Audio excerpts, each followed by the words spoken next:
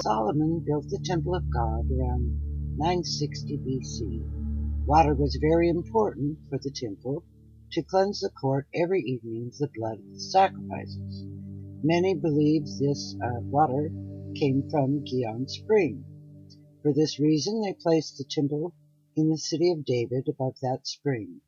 This series was created by Ernest Martin and now promoted by Bob Canuck, and claimed as the true location. This becomes a huge debate. Was the temple in the city of David or on the Temple Mount? This video is not about Herod's temple, which came later in time. This is about Solomon's temple in the Hasmonean dynasty, as to which one built the lower aqueduct. I will just refer to it as Solomon's temple rather than the temple rebuilt by Zerubbabel, because Solomon built the temple on the threshing floor and the location of the temple never changed. Those that believe the temple was built by Solomon in the city of David claim the aqueduct was originally built by the Hasmonean around 160 BC. The Hasmonean did build upon the aqueduct, but they were not the original builders. Solomon was. I will prove this through maps and ruins and sources, but also through pure common sense. Who built the lower aqueduct from Etam Spring at Solomon's Pool to Bethlehem all the way to the Temple Mount? The lower aqueduct enters the mount at Wilson's Arch, as seen in white on the map below. The Hasmonean also built a fort at the north end of the Temple Mount to stop northern invasions, called Fort Barras. It replaced the towers that stood there before this time. Remember, we are not interested in Fort Antonio right now, which was built 140 years later. We are pre-Herod in this debate. This map has Fort Barras at the north end, and the Temple Mount and the Temple of Solomon located in the city of David. In between these two is the lower aqueduct where it enters the Temple Mount. Fort Barras was connected to the temple by an underground passageway. If Fort Barras was on the north wall of the Temple Mount and the temple was in the city of David, then that's one heck of a long tunnel. It's not possible.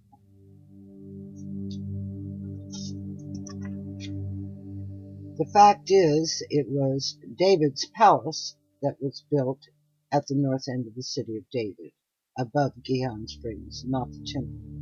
This site was excavated by Elam.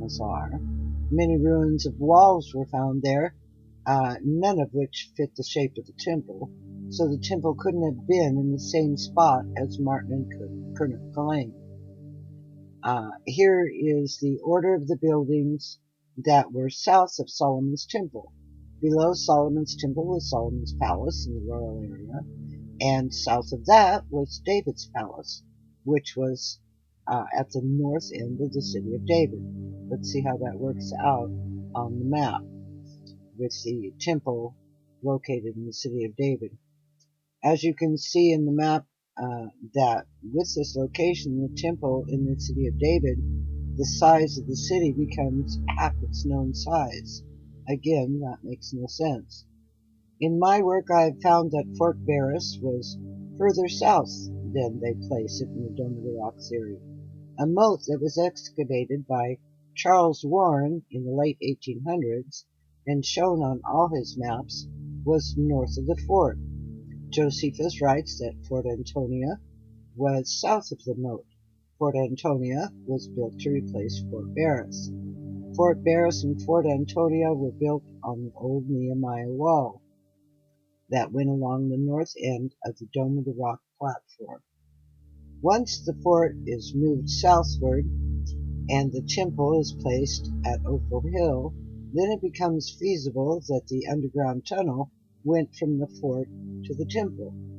The temple is fed by the aqueduct, and the smaller water channels go straight to the court to wash away the blood sacrifices. Solomon's palace is against the temple's south wall, right where Elam excavated and found the entrance to Solomon's royal area. Notice how the city of David now returns to its normal size when the temple is on Ophel Hill where it belongs.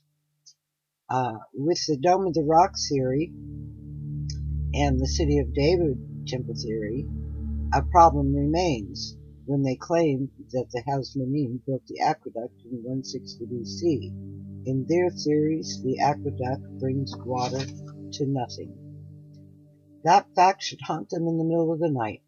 It should make them question whether or not Solomon actually built the aqueduct to bring water to his temple.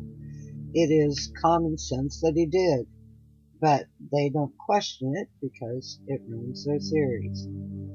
In my theory, Herod built Fort Antonia to replace Fort Varus, and he also extended Solomon's temple courts to the north and the west and the south. This made the temple compound 1 furlong by 1 furlong, which is 600 by 600 feet. Josephus included Fort Antonia in with the temple, calling it a complex. Both together measured 6 furlong when walking around the perimeter. In other words, 600 by 1200 feet. This places Fort Antonia as being built on the Dome of the Rock platform. As you can see, Herod's temple is way too big to fit above the Gihon Spring. To see the sources for this video, please visit TempleMountLocation.com. Thank you.